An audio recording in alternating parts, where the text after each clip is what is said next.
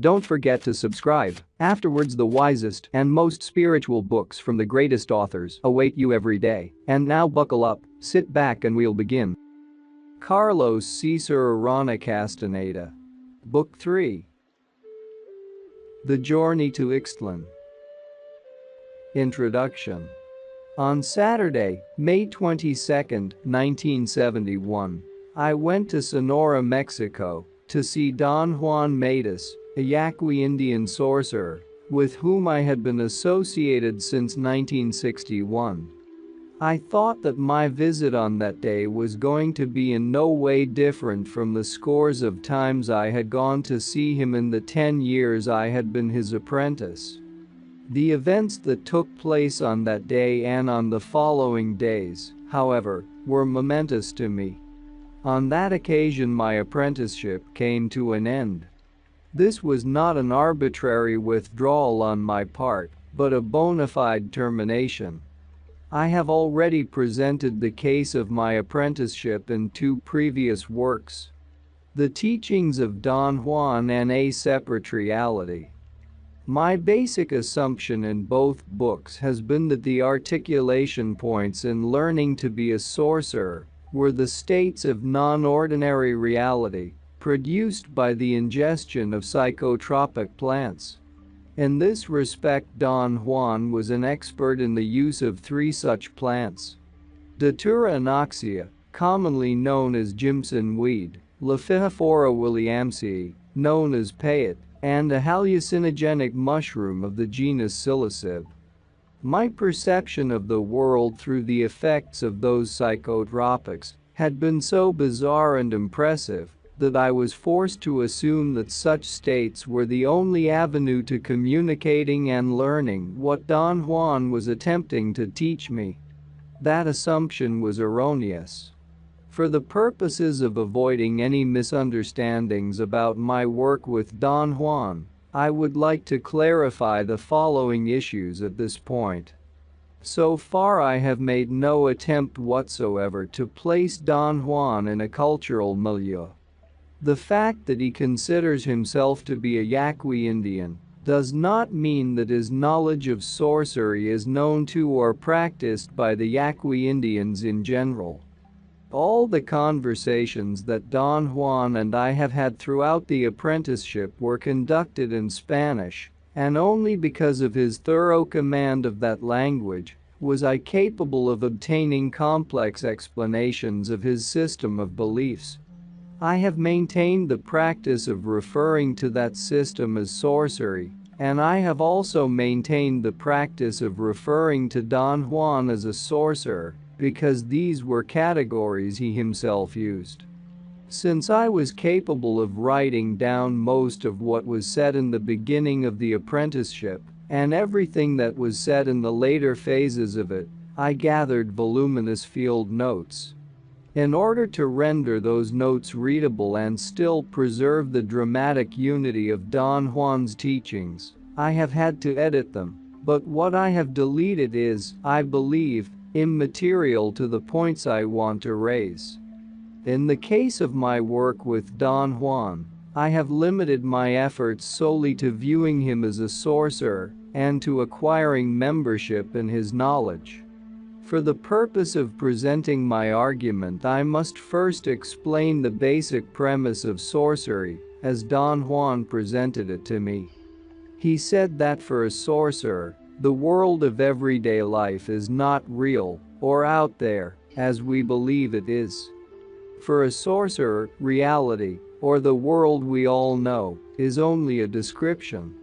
For the sake of validating this premise, Don Juan concentrated the best of his efforts into leading me to a genuine conviction that what I held in mind as the world at hand was merely a description of the world, a description that had been pounded into me from the moment I was born.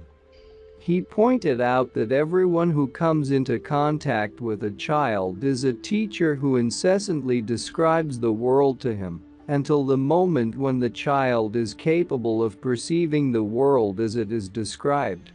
According to Don Juan, we have no memory of that portentous moment, simply because none of us could possibly have had any point of reference to compare it to anything else. From that moment on, however, the child is a member.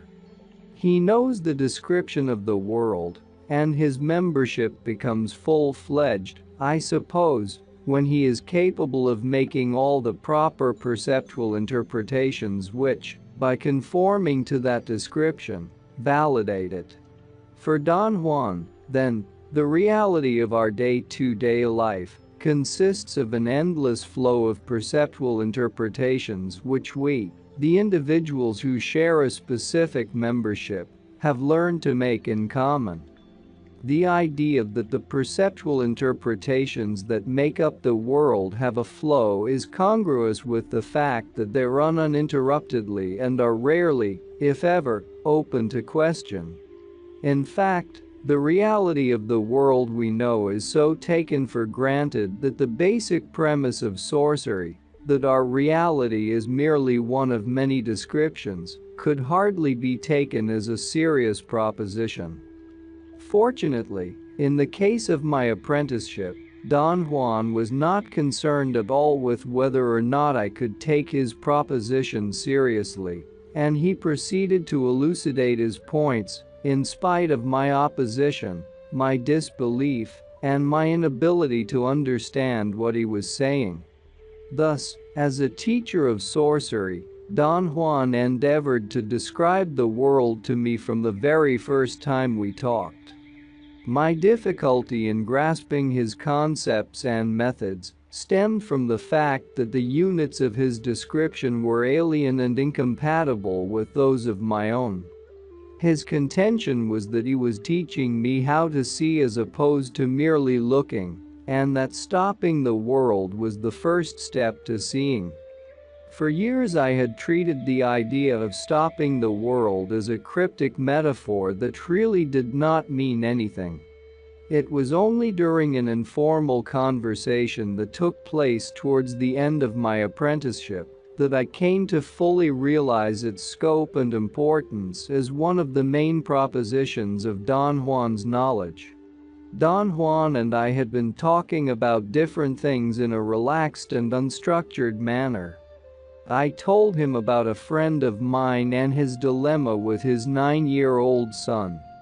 The child, who had been living with the mother for the past 4 years, was then living with my friend, and the problem was what to do with him.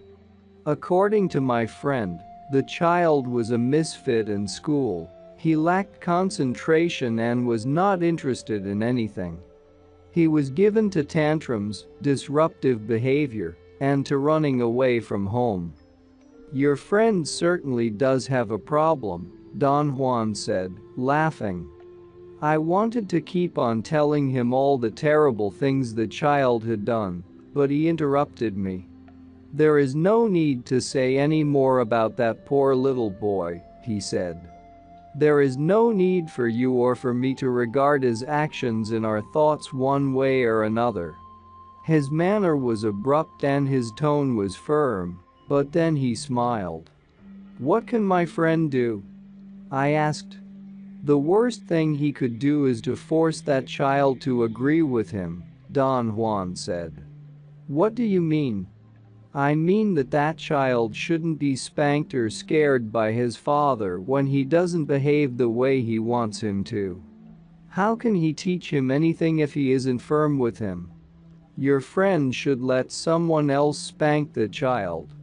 He can't let anyone else touch his little boy," I said, surprised at his suggestion. Don Juan seemed to enjoy my reaction and giggled. "Your friend is not a warrior," he said. "If he were, he would know that the worst thing one can do is to confront human beings bluntly." "What does a warrior do, Don Juan?" "A warrior proceeds strategically." "I still don't understand what you mean." "I mean that if your friend were a warrior he would help his child to stop the world." "How can my friend do that?" "He would need personal power. He would need to be a sorcerer. But he isn't." In that case, he must use ordinary means to help his son to change his idea of the world. It is not stopping the world, but it will work just the same. I asked him to explain his statements. If I were your friend, Don Juan said, I would start by hiring someone to spank the little guy. I would go to Skid Row and hire the worst-looking man I could find. To scare a little boy? Not just to scare a little boy, you fool. That little fellow must be stopped, and being beaten by his father won't do it. If one wants to stop our fellow men, one must always be outside the circle that presses them. That way one can always direct the pressure. The idea was preposterous, but somehow it was appealing to me. Don Juan was resting his chin on his left palm. His left arm was propped against his chest on a wooden box that served as a low table. His eyes were closed, but his eyeballs moved. I felt he was looking at me through his closed eyelids. The thought scared me.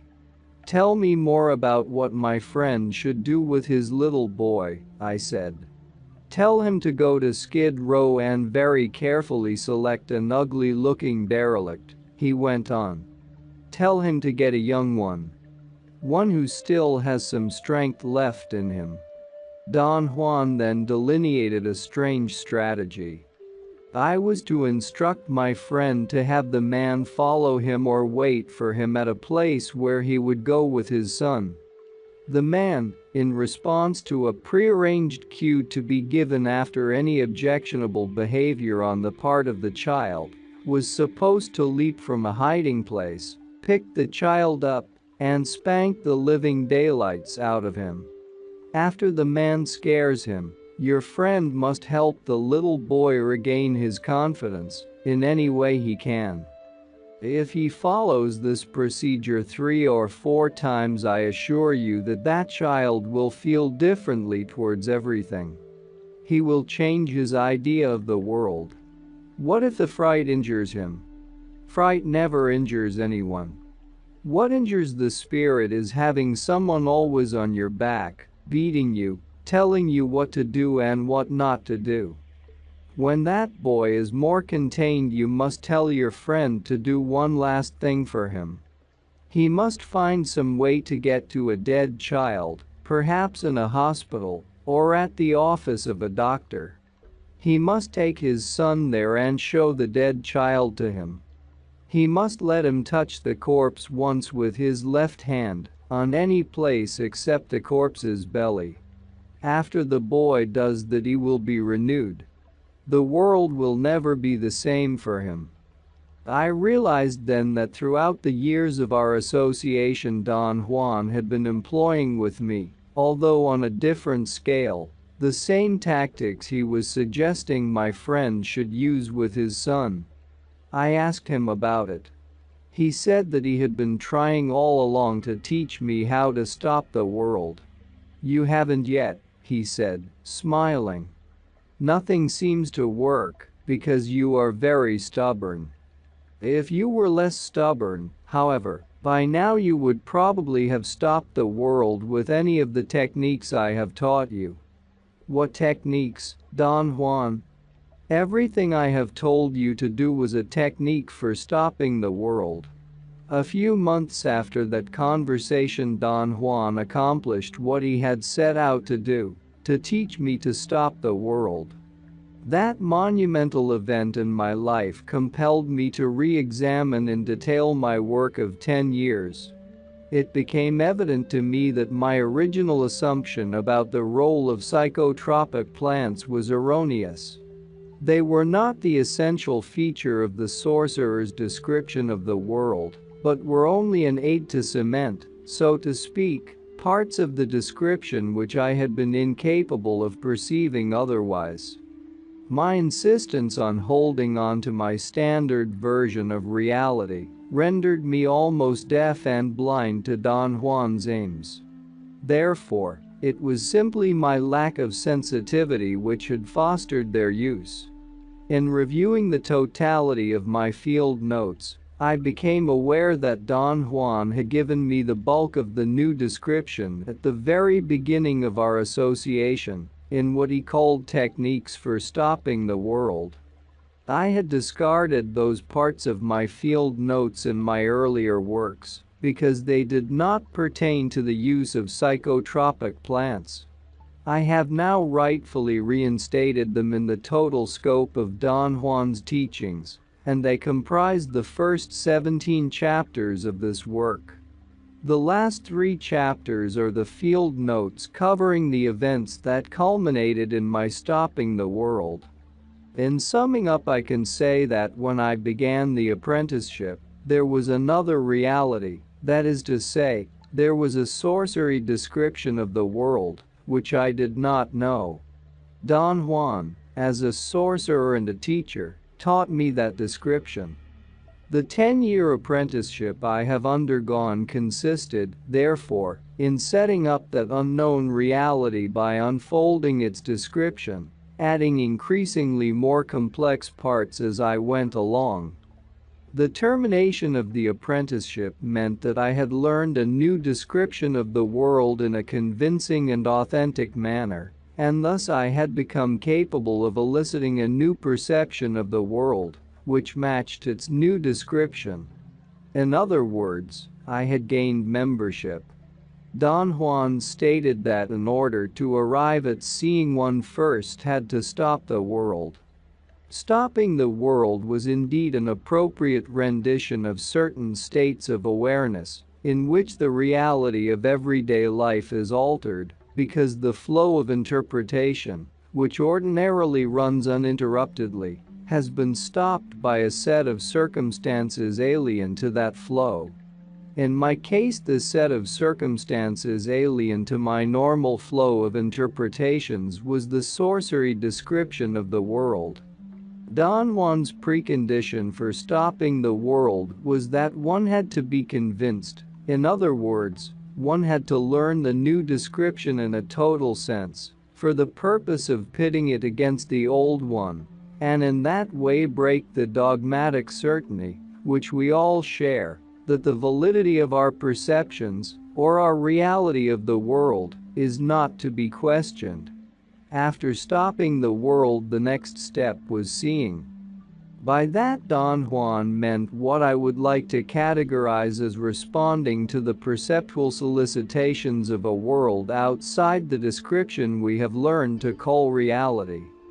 My contention is that all these steps can only be understood in terms of the description to which they belong, and since it was a description that he endeavored to give me from the beginning, I must then let his teachings be the only source of entrance into it. Thus, I have left Don Juan's words to speak for themselves. Stopping the world. 1. Reaffirmations from the world around us. 4b25 at 645 equals 8087 at c60 ni 538 at 0. I understand you know a great deal about plants, sir, I said to the old Indian in front of me. A friend of mine had just put us in contact and left the room, and we had introduced ourselves to each other. The old man had told me that his name was Juan Matus. Did your friend tell you that? He asked casually. Yes, he did. I pick plants, or rather, they let me pick them, he said. We were in the waiting room of a bus depot in Arizona. I asked him in very formal Spanish if he would allow me to question him. I said, would the gentleman caballero permit me to ask some questions? Caballero, which is derived from the word caballo, horse, originally meant horseman or a nobleman on horseback. He looked at me inquisitively.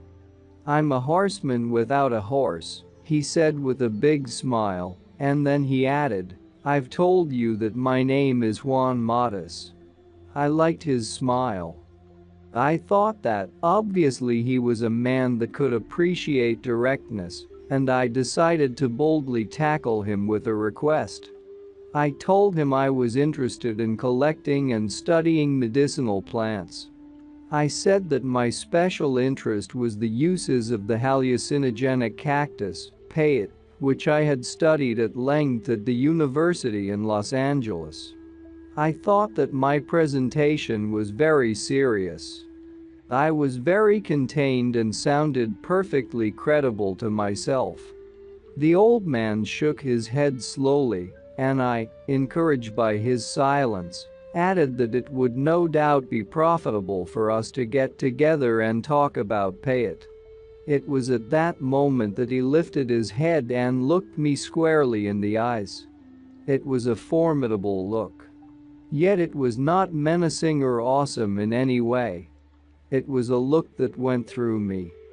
I became tongue-tied at once and could not continue with the harangues about myself. That was the end of our meeting. Yet he left on a note of hope. He said that perhaps I could visit him at his house someday. It would be difficult to assess the impact of Don Juan's look if my inventory of experience is not somehow brought to bear on the uniqueness of that event. When I began to study anthropology and thus met Don Juan, I was already an expert in getting around. I had left my home years before, and that meant in my evaluation that I was capable of taking care of myself. Whenever I was rebuffed, could usually cajole my way in or make concessions, argue, get angry, or if nothing succeeded, I would whine or complain. In other words, there was always something I knew I could do under the circumstances, and never in my life had any human being stopped my momentum so swiftly and so definitely as Don Juan did that afternoon. But it was not only a matter of being silenced. There had been times when I had been unable to say a word to my opponent because of some inherent respect I felt for him. Still, my anger or frustration was manifested in my thoughts. Don Juan's look, however, numbed me to the point that I could not think coherently. I became thoroughly intrigued with that stupendous look and decided to search for him. I prepared myself for 6 months after that first meeting, reading up on the uses of payet among the American Indians, especially about the payet cult of the Indians of the Plains. I became acquainted with every work available, and when I felt I was ready, I went back to Arizona. Saturday, December 17, 1960, I found his house after making long and taxing inquiries among the local Indians. It was early afternoon when I arrived and parked in front of it. I saw him sitting on a wooden milk crate. He seemed to recognize me and greeted me as I got out of my car. We exchanged social courtesies for a while, and then, in plain terms, I confessed that I had been very devious with him the first time we had met. I had boasted that I knew a great deal about payet, when in reality I knew nothing about it. He stared at me. His eyes were very kind. I told him that for 6 months I had been reading to prepare myself for our meeting, and that this time I really knew a great deal more. He laughed. Obviously, there was something in my statement which was funny to him. He was laughing at me and I felt a bit confused and offended. He apparently noticed my discomfort and assured me that although I had had good intentions, there was really no way to prepare myself for our meeting. I wondered if it would have been proper to ask whether that statement had any hidden meaning, but I did not, yet he seemed to be attuned to my feelings and proceeded to explain what he had meant. He said that my endeavors reminded him of a story about some people a certain king had persecuted and killed once upon a time. He said that in the story the persecuted people were indistinguishable from their persecutors, except that they insisted on pronouncing certain words in a peculiar manner proper only to them. That flaw, of course, was the giveaway. The king posted roadblocks at critical points where an official would ask every man passing by to pronounce a key word. Those who could pronounce it the way the king pronounced it would live, but those who could not were immediately put to death. The point of the story was that one day a young man decided to prepare himself for passing the roadblock by learning to pronounce the test word, just as the king liked it. Don Juan said, with a broad smile, that in fact it took the young man 6 months to master such a pronunciation. And then came the day of the great test. The young man very confidently came upon the roadblock and waited for the official to ask him to pronounce the word. At that point Don Juan very dramatically stopped his recounting and looked at me. His pause was very studied and seemed a bit corny to me, but I played along. I had heard the theme of the story before. It had to do with Jews in Germany, and the way one could tell who was a Jew by the way they pronounced certain words. I also knew the punchline. The young man was going to get caught because the official had forgotten the key word and asked him to pronounce another word which was very similar, but which the young man had not learned to say correctly. Don Juan seemed to be waiting for me to ask what happened, so I did. What happened to him? I asked, trying to sound naive and interested in the story. The young man, who was truly foxy, he said, realized that the official had forgotten the key word, and before the man could say anything else he confessed that he had prepared himself for 6 months. He made another pause and looked at me with a mischievous glint in his eyes. This time he had turned the tables on me. The young man's confession was a new element, and I no longer knew how the story would end. Well, what happened then? I asked, truly interested. The young man was killed instantly, of course, he said and broke into a roaring laughter. I liked very much the way he had entrapped my interest. Above all, I liked the way he had linked that story to my own case. In fact, he seemed to have constructed it to fit me. He was making fun of me in a very subtle and artistic manner.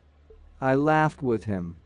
Afterwards I told him that no matter how stupid I sounded, I was really interested in learning something about plants. I like to walk a great deal, he said. I thought he was deliberately changing the topic of conversation to avoid answering me. I did not want to antagonize him with my insistence. He asked me if I wanted to go with him on a short hike in the desert.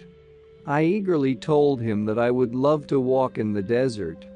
This is no picnic, he said in a tone of warning. I told him that I wanted very seriously to work with him. I said that I needed information, any kind of information, on the uses of medicinal herbs, and that I was willing to pay him for his time and effort.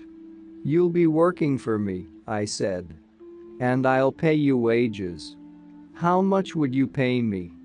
He asked. I detected a note of greed in his voice. Whatever you think is appropriate, I said. Pay me for my time. With your time, he said. I thought he was a most peculiar fellow.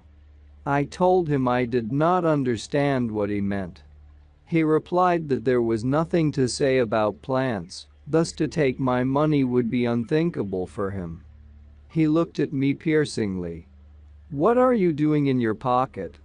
He asked, frowning. Are you playing with your wager? He was referring to my taking notes on a minute pad inside the enormous pockets of my windbreaker. When I told him what I was doing, he laughed heartily. I said that I did not want to disturb him by writing in front of him. If you want to write, he said. You don't disturb me. We hiked in the surrounding desert until it was almost dark.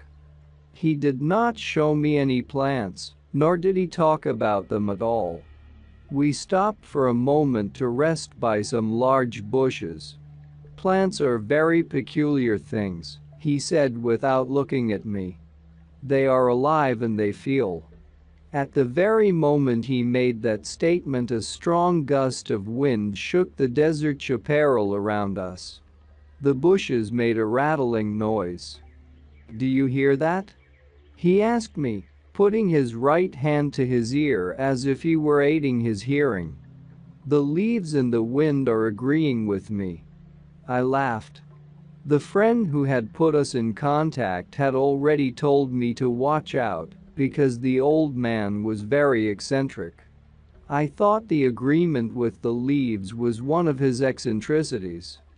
We walked for a while longer, but he still did not show me any plants, nor did he pick any of them. He simply breezed through the bushes, touching them gently. Then he came to a halt and sat down on a rock and told me to rest and look around.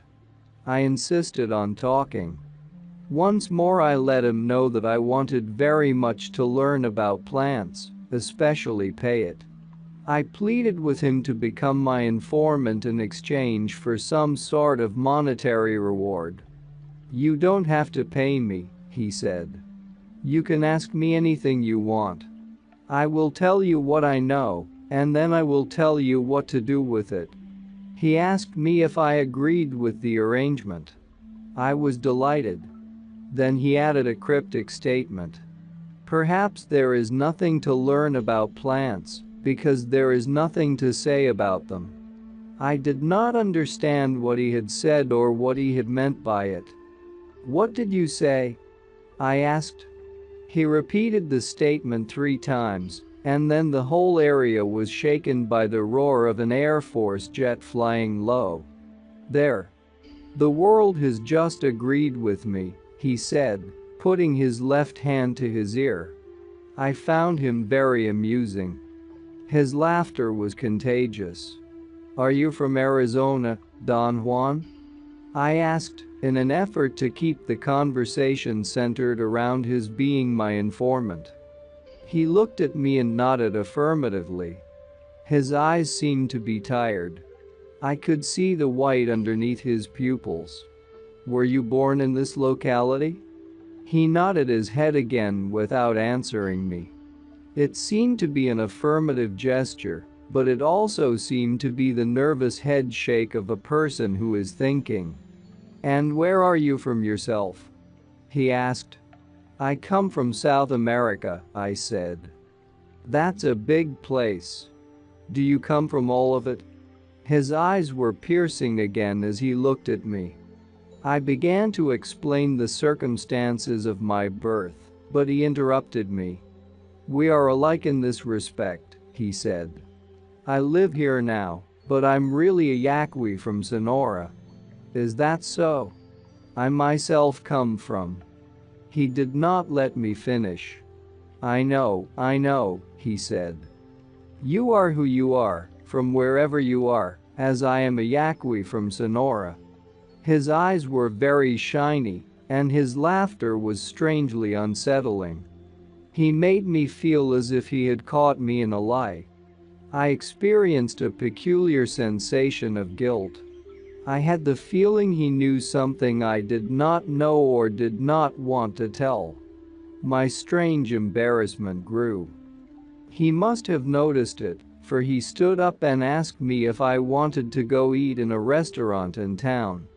Walking back to his home and then driving into town made me feel better, but I was not quite relaxed.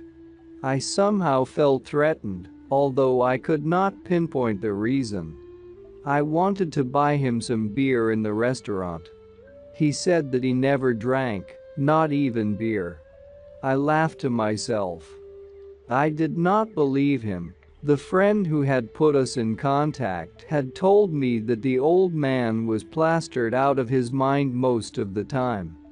I really did not mind if he was lying to me about not drinking. I liked him. There was something very soothing about his person. I must have had a look of doubt on my face, for he then went on to explain that he used to drink in his youth, but that one day he simply dropped it. People hardly ever realize that we can cut anything from our lives, anytime, just like that. He snapped his fingers. Do you think that one can stop smoking or drinking that easily? I asked. Sure. He said with great conviction. Smoking and drinking are nothing. Nothing at all if we want to drop them. At that very moment the water that was boiling in the coffee percolator made a loud perking sound. Hear that? Don Juan exclaimed with a shine in his eyes. The boiling water agrees with me. Then he added after a pause, a man can get agreements from everything around him. At that crucial instant the coffee percolator made a truly obscene gurgling sound. He looked at the percolator and softly said, "Thank you," nodded his head, and then broke into a roaring laughter. I was taken aback. His laughter was a bit too loud, but I was genuinely amused by it all. My first real session with my informant ended then. He said goodbye at the door of the restaurant. I told him I had to visit some friends and that I would like to see him again at the end of the following week. When will you be home? I asked. He scrutinized me. Whenever you come, he replied. I don't know exactly when I can come. Just come then and don't worry. What if you're not in? I'll be there, he said, smiling, and walked away. I ran after him and asked him if he would mind my bringing a camera with me to take pictures of him and his house. That's out of the question, he said with a frown. How about a tape recorder? Would you mind that? I'm afraid there's no possibility of that either. I became annoyed and began to fret. I said I saw no logical reason for his refusal. Don Juan shook his head negatively. Forget it, he said forcefully. And if you still want to see me, don't ever mention it again. I staged a weak final complaint.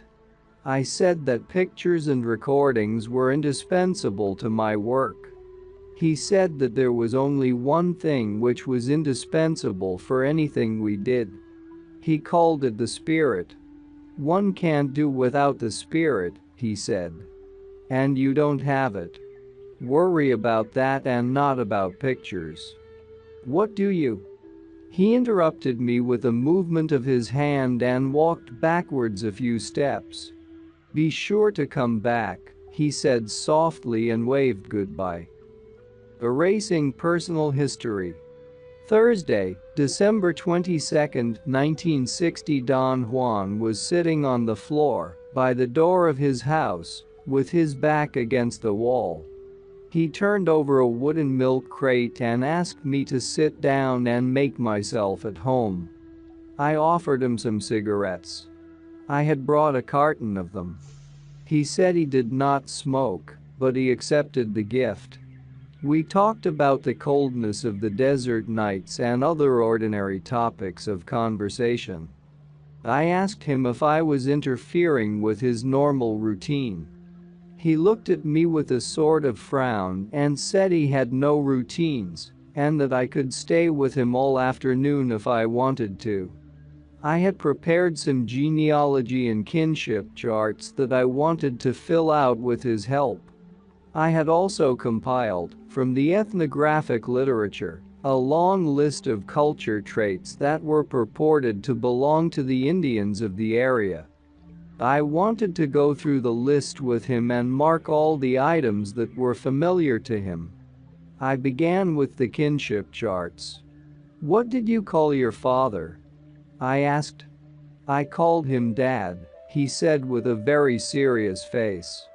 I felt a little bit annoyed, but I proceeded on the assumption that he had not understood. I showed him the chart and explained that one space was for the father and another space was for the mother. I gave as an example the different words used in English and in Spanish for father and mother. I thought that perhaps I should have taken mother first. "What did you call your mother?"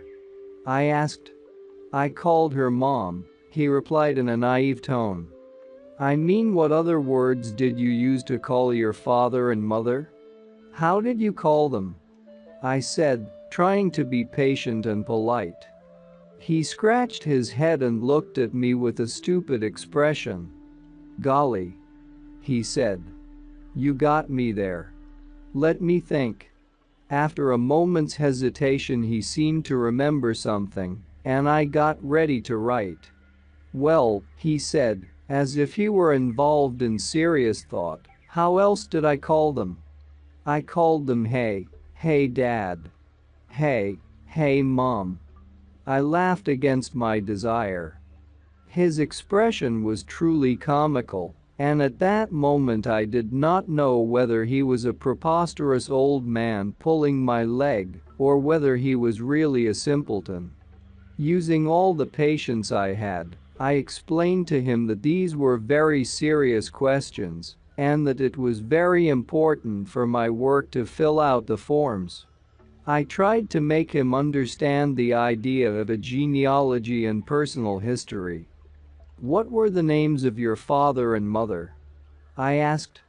He looked at me with clear, kind eyes. "Don't waste your time with that crap," he said softly but with unsuspected force. I did not know what to say. It was as if someone else had uttered those words. A moment before, he had been a fumbling, stupid Indian scratching his head, and then, in an instant, he had reversed the roles. I was the stupid one, and he was staring at me with an indescribable look that was not a look of arrogance, or defiance, or hatred, or contempt. His eyes were kind and clear and penetrating. "I don't have any personal history," he said after a long pause.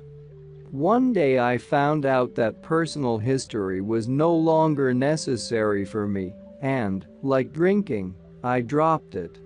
I did not quite understand what he meant by that. I suddenly felt ill at ease, threatened.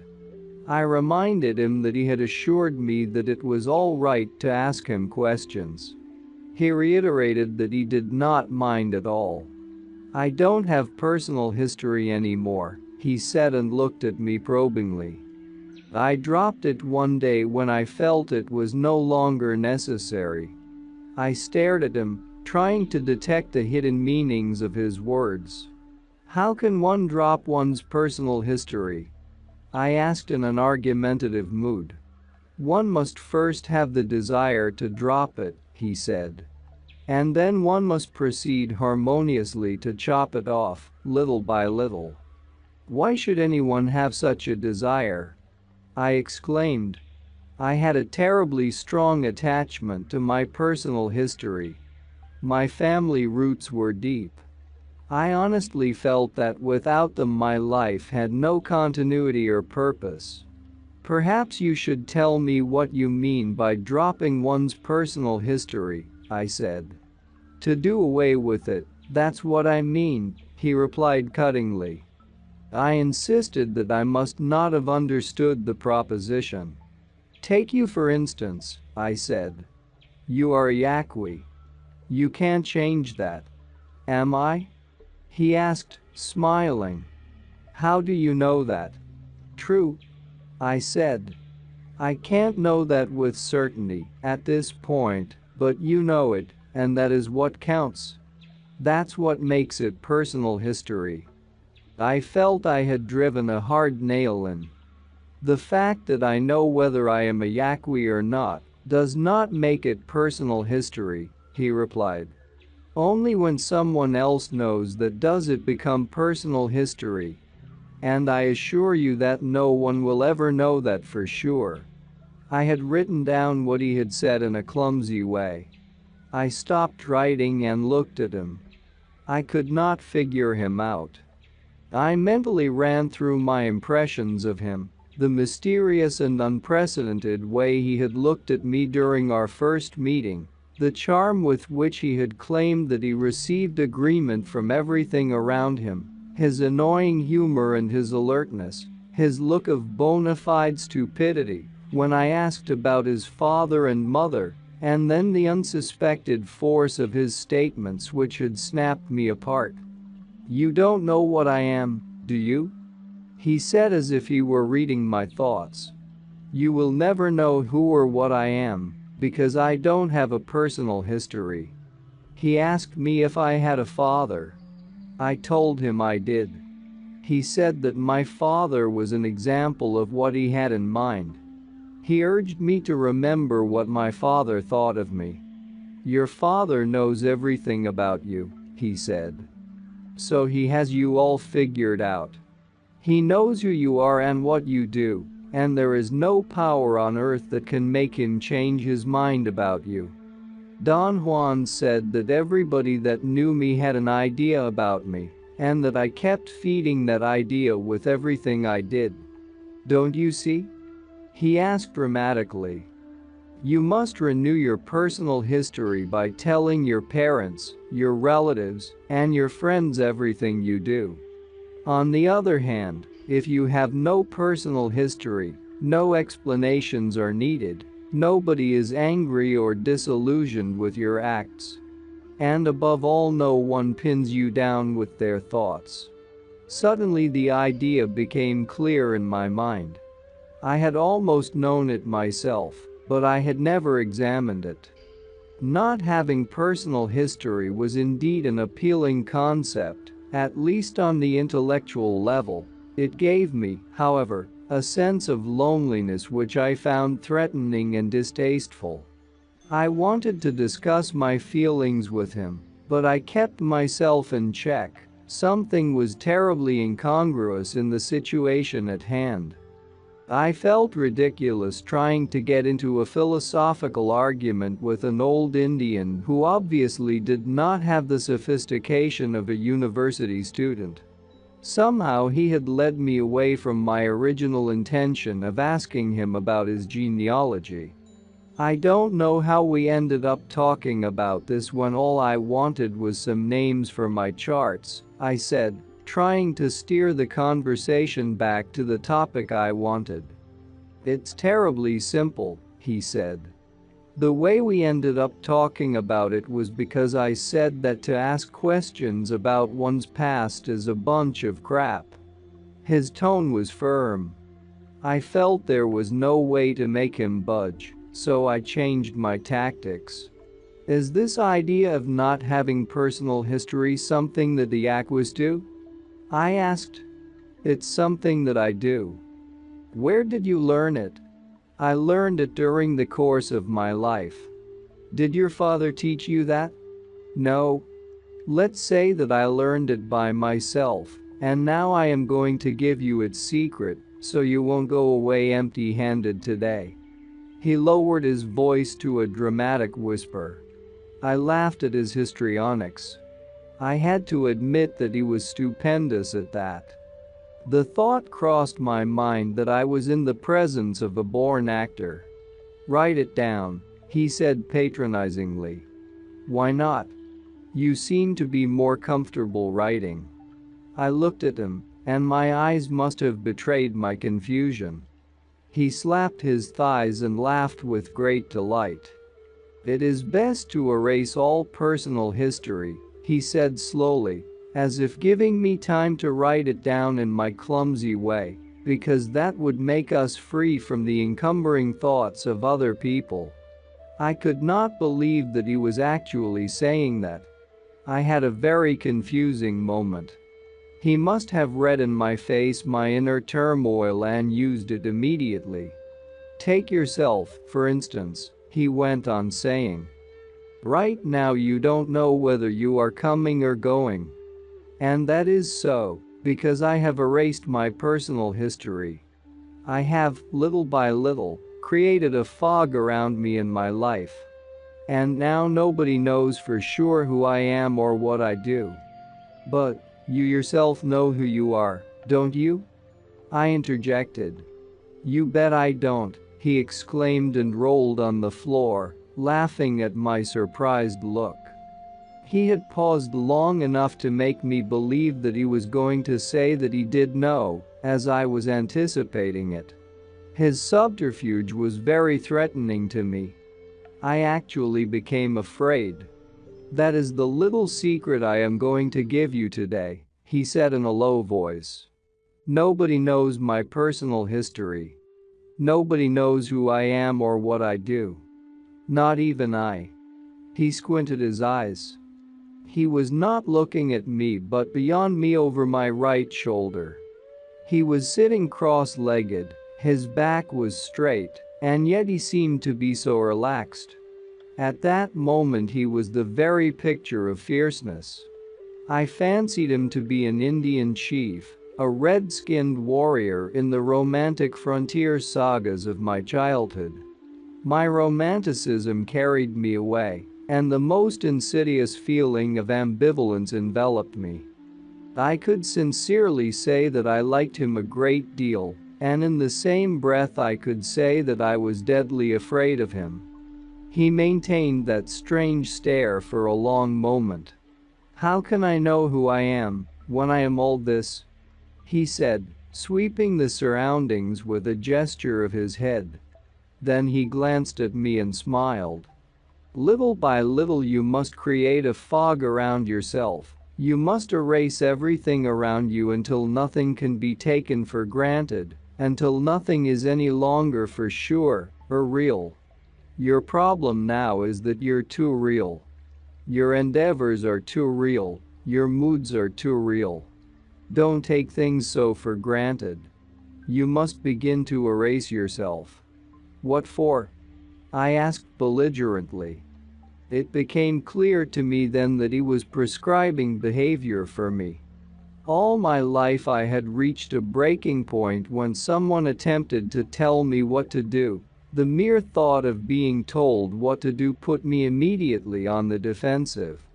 "You said that you wanted to learn about plants," he said calmly. "Do you want to get something for nothing? What do you think this is?" We agreed that you would ask me questions and I'd tell you what I know. If you don't like it, there is nothing else we can say to each other. His terrible directness made me feel peeved, and begrudgingly I conceded that he was right.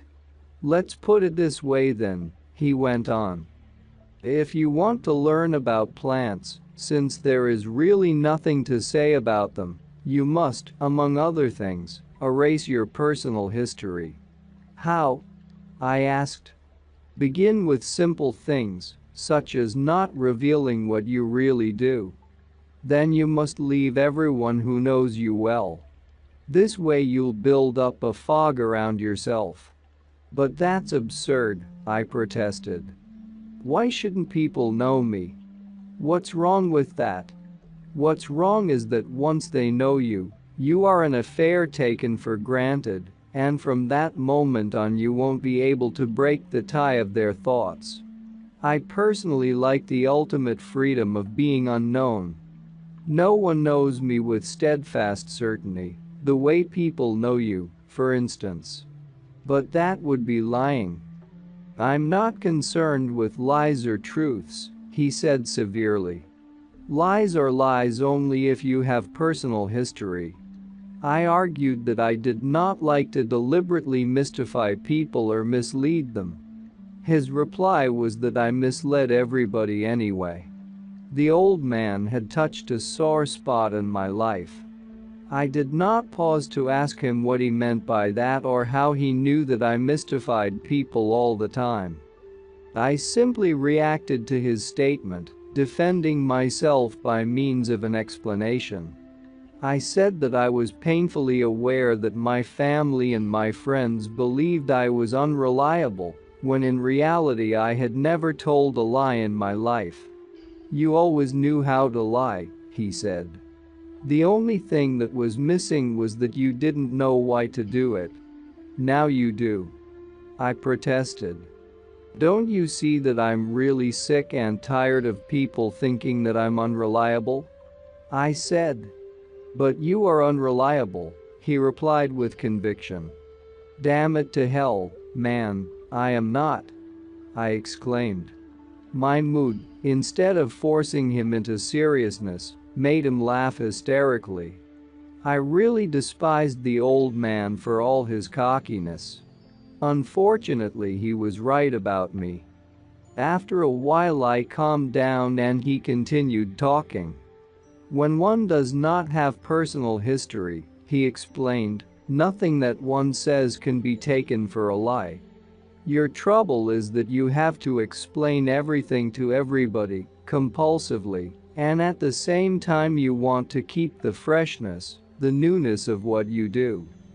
Well, since you can't be excited after explaining everything you've done, you lie in order to keep on going." I was truly bewildered by the scope of our conversation. I wrote down all the details of our exchange in the best way I could, concentrating on what he was saying, rather than pausing to deliberate on my prejudices or on his meanings. "From now on," he said, "you must simply show people whatever you care to show them, but without ever telling exactly how you've done it." "I can't keep secrets," I exclaimed. "What you are saying is useless to me." "Then change," he said cuttingly and with a fierce glint in his eyes. He looked like a strange wild animal. And yet he was so coherent in his thoughts and so verbal. My annoyance gave way to a state of irritating confusion. "You see," he went on, "we only have two alternatives. We either take everything for sure and real, or we don't. If we follow the first, we end up bored to death with ourselves and with the world. If we follow the second and erase personal history, we create a fog around us, a very exciting and mysterious state in which nobody knows where the rabbit will pop out, not even ourselves." I contended that erasing personal history would only increase our sensation of insecurity. "When nothing is for sure, we remain alert, perennially on our toes," he said. "It is more exciting not to know which bush the rabbit is hiding behind than to behave as though we know everything." He did not say another word for a very long time. Perhaps an hour went by in complete silence. I did not know what to ask. Finally he got up and asked me to drive him to the nearby town. I did not know why, but our conversation had drained me. I felt like going to sleep. He asked me to stop on the way and told me that if I wanted to relax, I had to climb to the flat top of a small hill on the side of the road and lie down on my stomach with my head towards the east. He seemed to have a feeling of urgency. I did not want to argue, or perhaps I was too tired to even speak. I climbed the hill and did as he had prescribed. I slept only 2 or 3 minutes, but it was sufficient to have my energy renewed. We drove to the center of town, where he told me to let him off. "Come back," he said as he stepped out of the car. "Be sure to come back." Losing self-importance. I had the opportunity of discussing my 2 previous visits to Don Juan with the friend who had put us in contact. It was his opinion that I was wasting my time. I related to him, in every detail, the scope of our conversations. He thought I was exaggerating and romanticizing a silly old fogey. There was very little room in me for romanticizing such a preposterous old man. I sincerely felt that his criticisms about my personality had seriously undermined my liking him. Yet I had to admit that they had always been apropos, sharply delineated, and true to the letter. The crux of my dilemma at that point was my unwillingness to accept that Don Juan was very capable of disrupting all my preconceptions about the world, and my unwillingness to agree with my friend who believed that the old Indian was just nuts. I felt compelled to pay him another visit before I made up my mind. Wednesday, December 28, 1960. Immediately after I arrived at his house, he took me for a walk in the desert chaparral. He did not even look at the bag of groceries that I had brought him. He seemed to have been waiting for me. We walked for hours. He did not collect or show me any plants. He did, however, teach me an appropriate form of walking. He said that I had to curl my fingers gently as I walked, so I would keep my attention on the trail and the surroundings.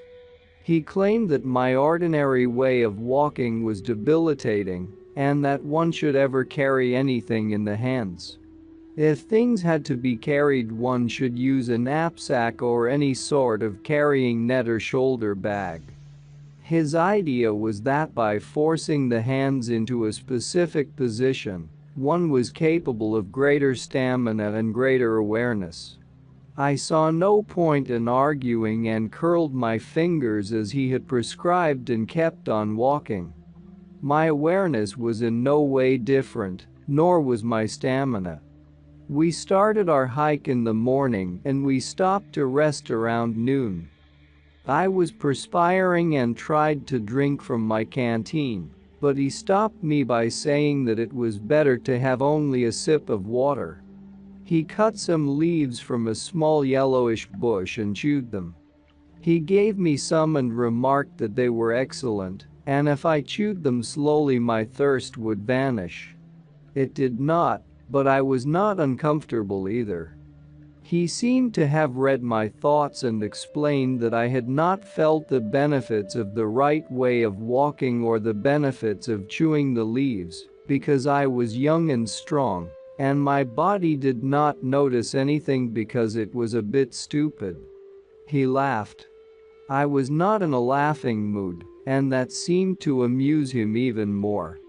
He corrected his previous statement, saying that my body was not really stupid, but somehow dormant. At that moment an enormous crow flew right over us, cawing that startled me, and I began to laugh. I thought that the occasion called for laughter, but to my utter amazement, he shook my arm vigorously and hushed me up. He had a most serious expression. "That was not a joke," he said severely, as if I knew what he was talking about. I asked for an explanation. I told him that it was incongruous that my laughing at the crow had made him angry when we had laughed at the coffee percolator. "What you saw was not just a crow," he exclaimed. "But I saw it and it was a crow," I insisted.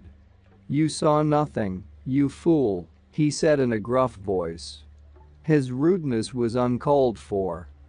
I told him that I did not like to make people angry, and that perhaps it would be better if I left, since he did not seem to be in a mood to have company. He laughed uproariously, as if I were a clown performing for him. My annoyance and embarrassment grew in proportion. "You're very violent," he commented casually. "You're taking yourself too seriously." "But weren't you doing the same?" I interjected. "Taking yourself seriously when you got angry at me?" He said that to get angry at me was the farthest thing from his mind. He looked at me piercingly. "What you saw was not an agreement from the world," he said. "Crows flying or cawing are never an agreement. That was an omen." "An omen of what?" "A very important indication about you," he replied cryptically. At that very instant the wind blew the dry branch of a bush right to our feet. "That was an agreement," he exclaimed and looked at me with shiny eyes and broke into a belly laugh. I had the feeling that he was teasing me by making up the rules of his strange game as we went along. Thus it was all right for him to laugh, but not for me. My annoyance mushroomed again and I told him what I thought of him. He was not cross or offended at all. He laughed, and his laughter caused me even more anguish and frustration. I thought that he was deliberately humiliating me. I decided right then that I had had my fill of field work. I stood up and said that I wanted to start walking back to his house because I had to leave for Los Angeles. "Sit down," he said imperatively. "You get peeved like an old lady. You cannot leave now because we're not through yet." I hated him. I thought he was a contemptuous man. He began to sing an idiotic Mexican folk song. He was obviously imitating some popular singer. He elongated certain syllables and contracted others and made the song into a most farcical affair. It was so comical that I ended up laughing. "You see, you laugh at the stupid song," he said. "But the man who sings it that way and those who pay to listen to him are not laughing. They think it is serious." "What do you mean?" I asked. I thought he had deliberately concocted the example to tell me that I had laughed at the crow because I had not taken it seriously, the same way I had not taken the song seriously. But he baffled me again. He said I was like the singer and the people who liked his songs, conceited and deadly serious about some nonsense that no one in his right mind should give a damn about. He then recapitulated, as if to refresh my memory, all he had said before on the topic of learning about plants. He stressed emphatically that if I really wanted to learn, I had to remodel most of my behavior. My sense of annoyance grew until I had to make a supreme effort to even take notes. "You take yourself too seriously," he said slowly. "You are too damn important in your own mind. That must be changed. You are so goddamn important that you feel justified to be annoyed with everything. You're so damn important that you can afford to leave if things don't go your way. I suppose you think that shows you have character. That's nonsense. You're weak and conceited." I tried to stage a protest, but he did not budge. He pointed out that in the course of my life I had not ever finished anything because of that sense of disproportionate importance that I attached to myself. I was flabbergasted at the certainty with which he made his statements. They were true, of course, and that made me feel not only angry but also threatened. "Self-importance is another thing that must be dropped, just like personal history," he said in a dramatic tone. I certainly did not want to argue with him. It was obvious that I was at a terrible disadvantage. He was not going to walk back to his house until he was ready, and I did not know the way. I had to stay with him. He made a strange and sudden movement. He sort of sniffed the air around him. His head shook slightly and rhythmically. He seemed to be in a state of unusual alertness. He turned and stared at me with a look of bewilderment and curiosity. His eyes swept up and down my body as if he were looking for something specific. Then he stood up abruptly and began to walk fast. He was almost running. I followed him. He kept a very accelerated pace for nearly an hour. Finally he stopped by a rocky hill, and we sat in the shade of a hush. The trotting had exhausted me completely, although my mood was better. It was strange the way I had changed. I felt almost elated. But when we had started to trot, after our argument, I was furious with him. "This is very weird," I said, "but I feel really good." I heard the cawing of a crow in the distance. He lifted his finger to his right ear and smiled. "That was an omen," he said. A small rock tumbled downhill and made a crashing sound when it landed in the chaparral. He laughed out loud and pointed his finger in the direction of the sound. And that was an agreement, he said. He then asked me if I was ready to talk about my self-importance. I laughed. My feeling of anger seemed so far away that I could not even conceive how I had become so cross with him. I can't understand what's happening to me, I said. I got angry and now I don't know why I am not angry anymore. The world around us is very mysterious, he said.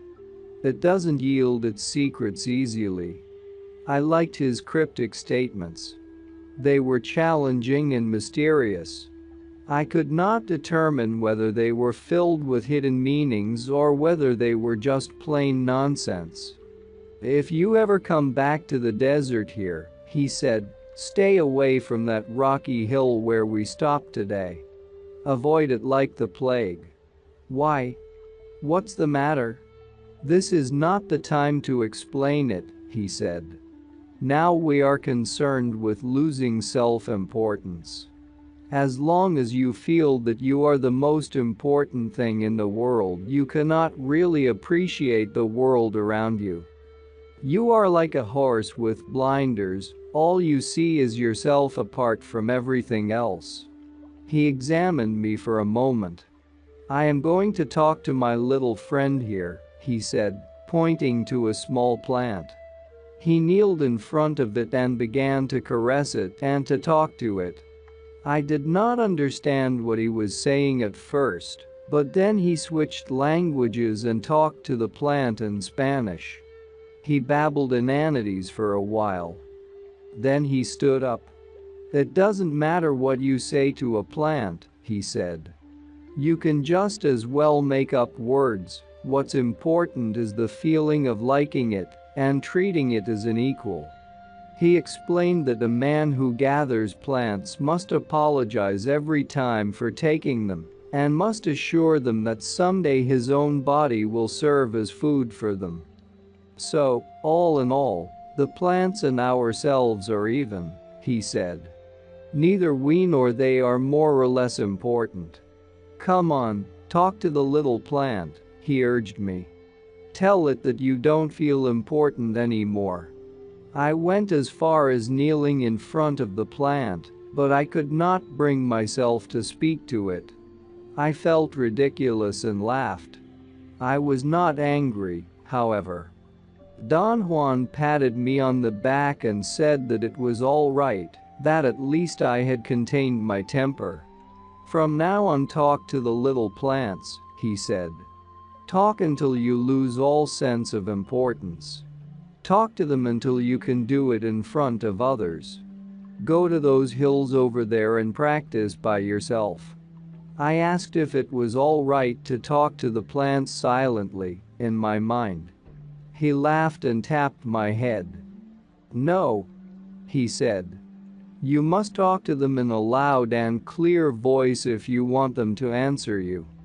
I walked to the area in question, laughing to myself about his eccentricities. I even tried to talk to the plants, but my feeling of being ludicrous was overpowering. After what I thought was an appropriate wait, I went back to where Don Juan was. I had the certainty that he knew I had not talked to the plants. He did not look at me. He signaled me to sit down by him. Watch me carefully, he said. I'm going to have a talk with my little friend. He kneeled down in front of a small plant, and for a few minutes he moved and contorted his body, talking and laughing. I thought he was out of his mind. This little plant told me to tell you that she is good to eat, he said as he got up from his kneeling position. She said that a handful of them would keep a man healthy. She also said that there is a batch of them growing over there. Don Juan pointed to an area on a hillside perhaps 200 yards away. Let's go and find out, he said. I laughed at his histrionics. I was sure we would find the plants, because he was an expert in the terrain and knew where the edible and medicinal plants were. As we walked towards the area in question, he told me casually that I should take notice of the plant because it was both a food and a medicine. I asked him, half in jest, if the plant had just told him that. He stopped walking and examined me with an air of disbelief. He shook his head from side to side. "Ah," he exclaimed, laughing. "Your cleverness makes you more silly than I thought. How can the little plant tell me now what I've known all my life?" He proceeded then to explain that he knew all along the different properties of that specific plant, and that the plant had just told him that there was a batch of them growing in the area he had pointed to, and that she did not mind if he told me that. Upon arriving at the hillside, I found a whole cluster of the same plants. I wanted to laugh, but he did not give me time. He wanted me to thank the batch of plants. I felt excruciatingly self-conscious and could not bring myself to do it. He smiled benevolently and made another of his cryptic statements. He repeated it 3 or 4 times as if to give me time to figure out its meaning. "The world around us is a mystery," he said. "And men are no better than anything else. If a little plant is generous with us, we must thank her, or perhaps she will not let us go." The way he looked at me when he said that gave me a chill. I hurriedly leaned over the plants and said, "Thank you," in a loud voice. He began to laugh in controlled and quiet spurts. We walked for another hour and then started on our way back to his house. At a certain time I dropped behind and he had to wait for me. He checked my fingers to see if I had curled them. I had not. He told me imperatively that whenever I walked with him I had to observe and copy his mannerisms or not come along at all. "I can't be waiting for you as though you're a child," he said in a scolding tone. That statement sunk me into the depths of embarrassment and bewilderment. How could it be possible that such an old man could walk so much better than I? I thought I was athletic and strong, and yet he had actually had to wait for me to catch up with him. I curled my fingers and strangely enough I was able to keep his tremendous pace without any effort. In fact, at times I felt that my hands were pulling me forward. I felt elated. I was quite happy walking inanely with this strange old Indian. I began to talk and asked repeatedly if he would show me some payet plants. He looked at me but did not say a word. Death is an advisor. Wednesday, January 25, 1961. "Would you teach me someday about payet?" I asked. He did not answer and, as he had done before, simply looked at me as if I were crazy. I had mentioned the topic to him, in casual conversation, various times already, and every time he frowned and shook his head. It was not an affirmative or a negative gesture, it was rather a gesture of despair and disbelief. He stood up abruptly. We had been sitting on the ground in front of his house. An almost imperceptible shake of his head was the invitation to follow him. We went into the desert chaparral in a southerly direction. He mentioned repeatedly as we walked that I had to be aware of the uselessness of my self-importance and of my personal history. "Your friends," he said, turning to me abruptly. "Those who have known you for a long time, you must leave them quickly." I thought he was crazy and his insistence was idiotic, but I did not say anything. He peered at me and began to laugh. After a long hike we came to a halt. I was about to sit down and rest, but he told me to go some 20 yards away and talk 10 a batch of plants in a loud and clear voice. I felt ill at ease and apprehensive. His weird demands were more than I could bear, And I told him once more that I could not speak to plants because I felt ridiculous. His only comment was that my feeling of self-importance was immense. He seemed to have made a sudden decision and said that I should not try to talk to plants until I felt easy and natural about it. "You want to learn about them and yet you don't want to do any work," he said accusingly. "What are you trying to do?" My explanation was that I wanted bona fide information about the uses of plants, thus I had asked him to be my informant.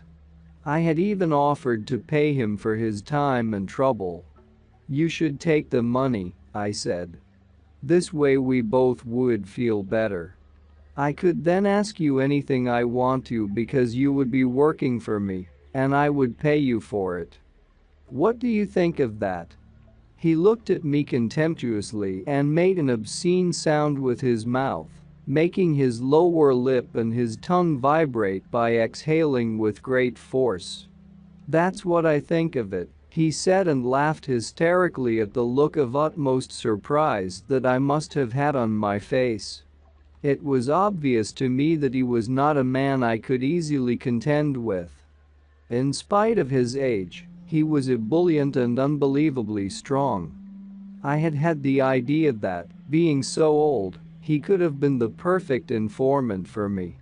Old people, I had been led to believe, made the best informants because they were too feeble to do anything else except talk. Don Juan, on the other hand, was a miserable subject. I felt he was unmanageable and dangerous. The friend who had introduced us was right. He was an eccentric old Indian, and although he was not plastered out of his mind most of the time, as my friend had told me, he was worse yet, he was crazy. I again felt the terrible doubt and apprehension I had experienced before. I thought I had overcome that. In fact, I had had no trouble at all convincing myself that I wanted to visit him again. The idea had crept into my mind, however, that perhaps I was a bit crazy myself when I realized that I liked to be with him. His idea that my feeling of self-importance was an obstacle had really made an impact on me. But all that was apparently only an intellectual exercise on my part. The moment I was confronted with his odd behavior, I began to experience apprehension, and I wanted to leave. I said that I believed we were so different that there was no possibility of our getting along. "One of us has to change," he said, staring at the ground. "And you know who?" He began humming a Mexican folk song, and then lifted his head abruptly and looked at me. His eyes were fierce and burning. I wanted to look away or close my eyes, but to my utter amazement, I could not break away from his gaze. He asked me to tell him what I had seen in his eyes.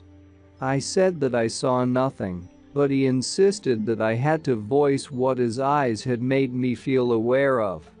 I struggled to make him understand that the only thing his eyes made me aware of was my embarrassment, and that the way he was looking at me was very discomforting.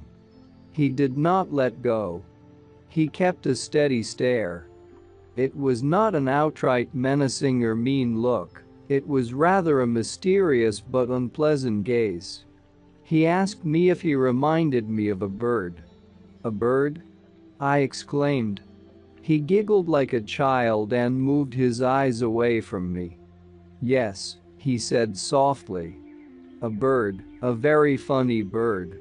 He locked his gaze on me again and commanded me to remember. He said with an extraordinary conviction that he knew I had seen that look before. My feelings of the moment were that the old man provoked me, against my honest desire, every time he opened his mouth. I stared back at him in obvious defiance. Instead of getting angry, he began to laugh. He slapped his thigh and yelled as if he were riding a wild horse. Then he became serious and told me that it was of utmost importance that I stop fighting him and remember that funny bird he was talking about. "Look into my eyes," he said. His eyes were extraordinarily fierce. There was a feeling about them that actually reminded me of something, but I was not sure what it was. I pondered upon it for a moment, and then I had a sudden realization. It was not the shape of his eyes nor the shape of his head, but some cold fierceness in his gaze that had reminded me of the look in the eyes of a falcon. At the very moment of that realization, he was looking at me, and for an instant my mind experienced a total chaos. I thought I had seen a falcon's features instead of Don Juan's. The image was too fleeting, and I was too upset to have paid more attention to it. In a very excited tone, I told him that I could have sworn I had seen the features of a falcon on his face. He had another attack of laughter. "I have seen the look in the eyes of falcons. I used to hunt them when I was a boy, and in the opinion of my grandfather I was good. He had a Leghorn chicken farm, and falcons were a menace to his business. Shooting them was not only functional but also right. I had forgotten until that moment that the fierceness of their eyes had haunted me for years, but it was so far in my past that I thought I had lost the memory of it. I used to hunt falcons," I said. "I know it," Don Juan replied matter-of-factly. His tone carried such a certainty that I began to laugh. I thought he was a preposterous fellow. He had the gall to sound as if he knew I had hunted falcons. I felt supremely contemptuous of him. "Why do you get so angry?" he asked in a tone of genuine concern. I did not know why. He began to probe me in a very unusual manner. He asked me to look at him again and tell him about the very funny bird he reminded me of. I struggled against him and out of contempt said that there was nothing to talk about. Then I felt compelled to ask him why he had said he knew I used to hunt falcons. Instead of answering me, he again commented on my behavior. He said I was a violent fellow that was capable of frothing at the mouth at the drop of a hat. I protested that that was not true. I had always had the idea I was rather congenial and easygoing. I said it was his fault for forcing me out of control with his unexpected words and actions. "Why the anger?" he asked. I took stock of my feelings and reactions. I really had no need to be angry with him. He again insisted that I should look into his eyes and tell him about the strange falcon. He had changed his wording. He had said before, "a very funny bird," then he substituted it with "strange falcon." The change in wording summed up a change in my own mood. I had suddenly become sad. He squinted his eyes until they were two slits and said in an overdramatic voice that he was seeing a very strange falcon. He repeated his statement 3 times as if he were actually seeing it there in front of him. "Don't you remember it?" he asked. I did not remember anything of the sort. "What's strange about the falcon?" I asked. "You must tell me that," he replied. I insisted that I had no way of knowing what he was referring to, therefore I could not tell him anything. "Don't fight me," he said. "Fight your sluggishness and remember." I seriously struggled for a moment to figure him out. It did not occur to me that I could just as well have tried to remember. "There was a time when you saw a lot of birds," he said as though cueing me. I told him that when I was a child I had lived on a farm and had hunted hundreds of birds. He said that if that was the case I should not have any difficulty remembering all the funny birds I had hunted. He looked at me with a question in his eyes, as if he had just given me the last clue. "I have hunted so many birds," I said, "that I can't recall anything about them." "This bird is special," he replied almost in a whisper. "This bird is a falcon." I became involved again in figuring out what he was driving at. Was he teasing me? Was he serious? After a long interval, he urged me again to remember. I felt that it was useless for me to try to end his play. The only other thing I could do was to join him. "Are you talking about a falcon that I have hunted?" I asked. "Yes," he whispered with his eyes closed. "So this happened when I was a boy?" "Yes. But you said you're seeing a falcon in front of you now." "I am." "What are you trying to do to me?" "I'm trying to make you remember." "What? For heaven's sakes." "A falcon swift as light," he said, looking at me in the eyes. I felt my heart had stopped. "Now look at me," he said. But I did not. I heard his voice as a faint sound. Some stupendous recollection had taken me wholly. The white falcon. It all began with my grandfather's explosion of anger upon taking account of his young leghorn chickens. They had been disappearing in a steady and disconcerting manner. He personally organized and carried out a meticulous vigil, and after days of steady watching, we finally saw a big white bird flying away with a young leghorn chicken in its claws. The bird was fast and apparently knew its route. It swooped down from behind some trees, grabbed the chicken and flew away through an opening between two branches. It happened so fast that my grandfather had hardly seen it, but I did, and I knew that it was indeed a falcon. My grandfather said that if that was the case, it had to be an albino. We started a campaign against the albino falcon, and twice I thought I had gotten it. It even dropped its prey, but it got away. It was too fast for me. It was also very intelligent. It never came back to hunt on my grandfather's farm. I would have forgotten about it had my grandfather not needled me to hunt the bird. For 2 months I chased the albino falcon all over the valley where I lived. I learned its habits, and I could almost intuit its route of flight, yet its speed and the suddenness of its appearance would always baffle me. I could boast that I had prevented it from taking its prey, perhaps every time we had met, but I could never bag it. In the 2 months that I carried on the strange war against the albino falcon, I came close to it only once. I had been chasing it all day and I was tired. I had sat down to rest and fell asleep under a tall eucalyptus tree. The sudden cry of a falcon woke me up. I opened my eyes without making any other movement, and I saw a whitish bird perched in the highest branches of the eucalyptus tree. It was the albino falcon. The chase was over. It was going to be a difficult shot.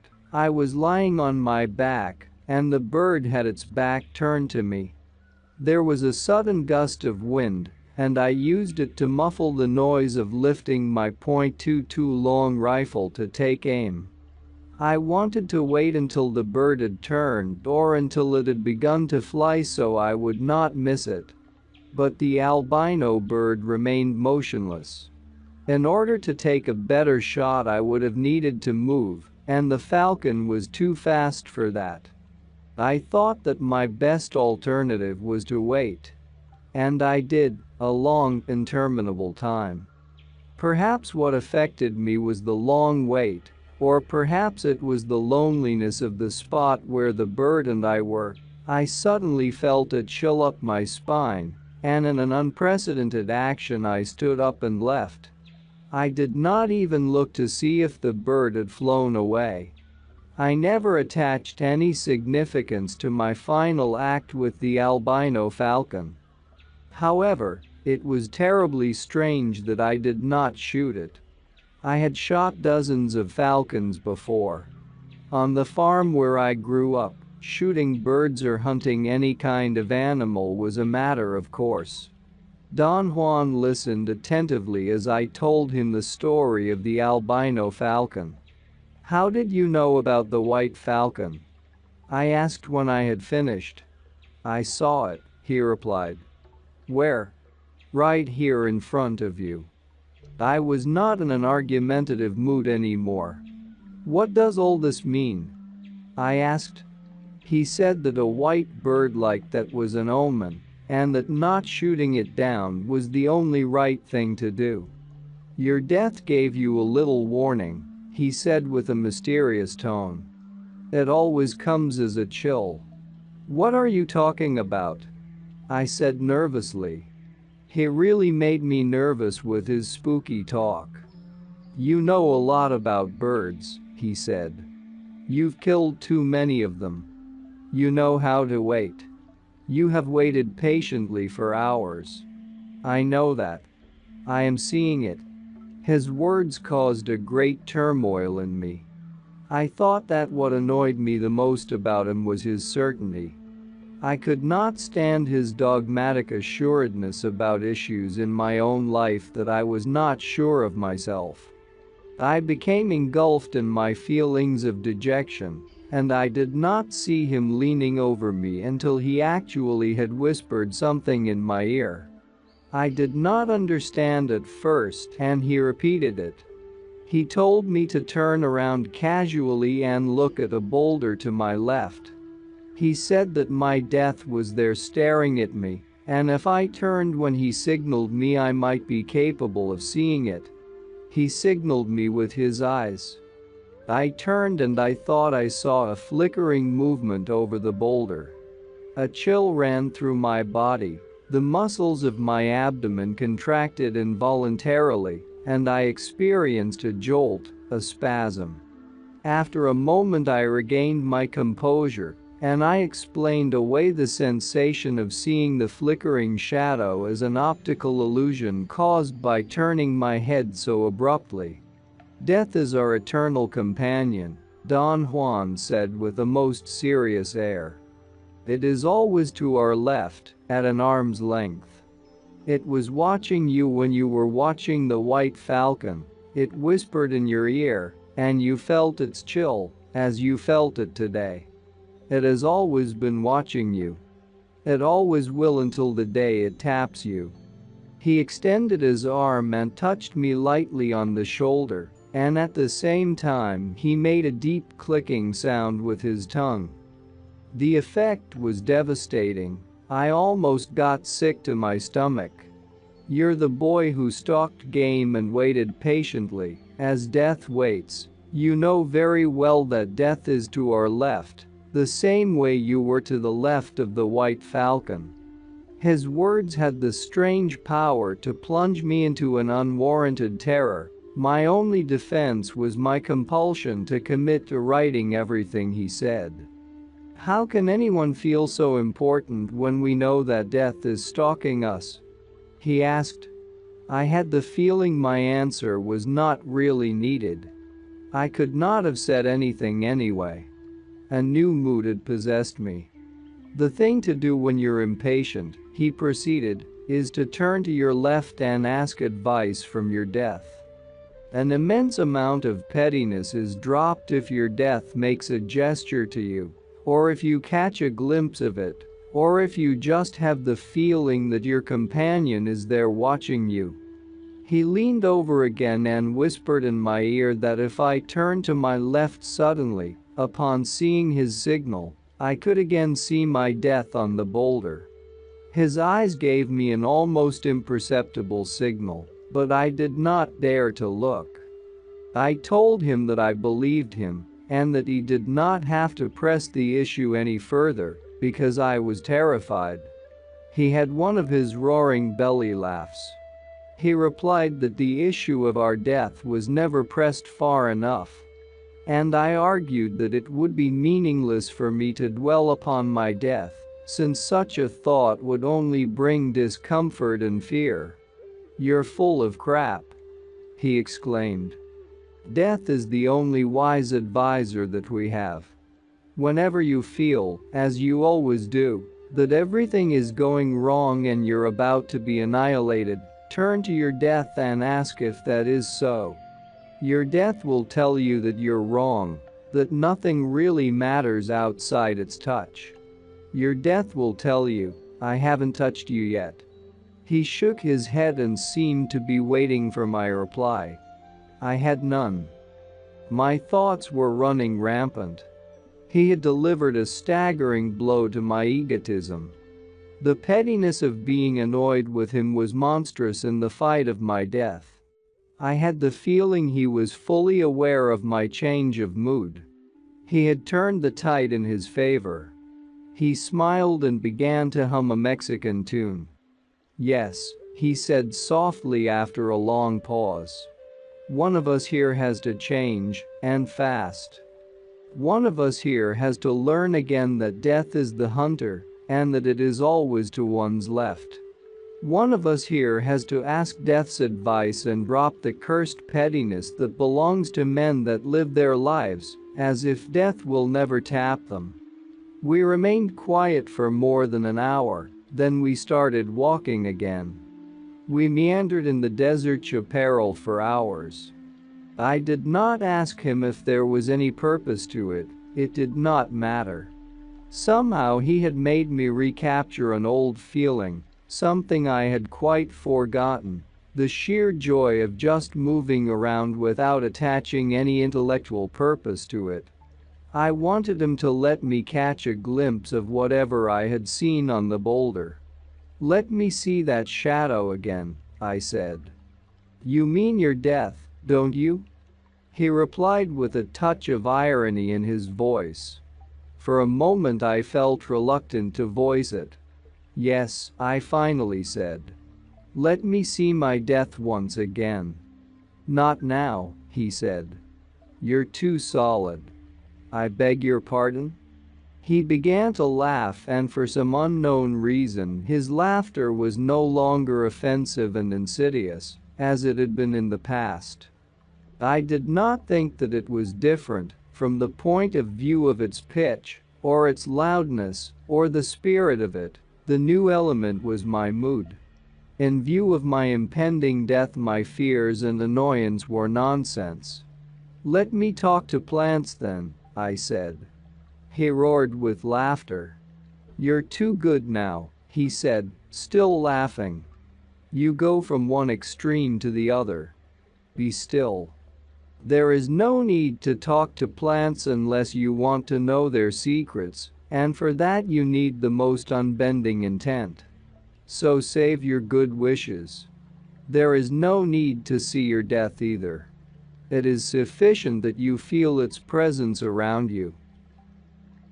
And that's not all. Our experts and regular viewers respond to all comments. Also check if you forgot to subscribe and set your bell to receive notifications about new audiobooks and other useful self-development materials that we release regularly. Join in the discussions, don't forget to give likes and, if possible and inspired, support the development of the channel financially. All useful links will be in the description and the first attached comment. Goodness, love and wisdom to all. And now move on to watch the next part of the video at the links below, or choose something from the playlists of the channel and those you see on the screen.